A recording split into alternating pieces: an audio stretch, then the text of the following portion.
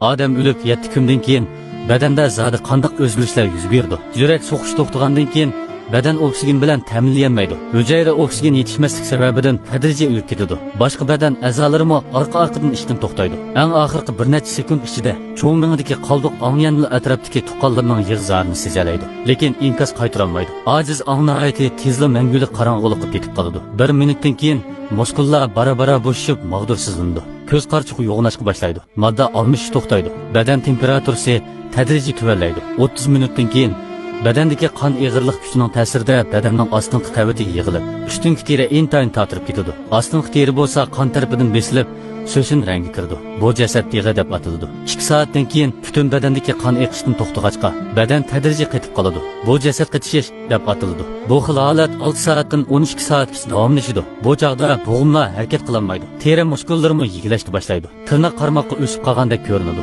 8 soatdan keyin badan temperaturasi tuvallab, atrofdagi temperatura bilan birdek bo'ladi. Hujayra enzimi o'zligidan erib, o'zini parchalashga boshlaydi. Bu chog'da immunitet sistemasi uzil-kesil birat bo'lg'achqa, badandagi mikroorganizmlar g'alzirlashishga boshlaydi. Bir kundan keyin badan yana yumshab, badandagi mikroorganizmlarning ko'chirilish soni uzluksiz ko'payib, qo'yib berilgan zo'r miqdordagi gaz uzluksiz yig'ilib, qo'rsoq qismi yo'g'nab ketadi.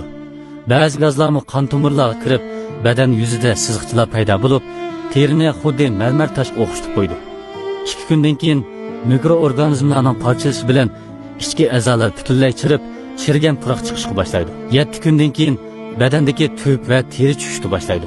Ichki a'zolar parchalandi. Badan to'qilmalar suyuldiriladi hamda badan sirtiga teshib chiqadi. 1 oydan keyin mikroorganizmlar va hasharotlarning ta'sirida badan to'qilmalari butunlay parchalanib, faqat bir duva oq so'ngak va sesiq puroq qoladi. 1 yildan keyin bu so'ngaklarmi oqirib ketadi. Sonsizlagan yillardan keyin bu qattiq so'ngaklarmi oxir chang tuzamga aylanib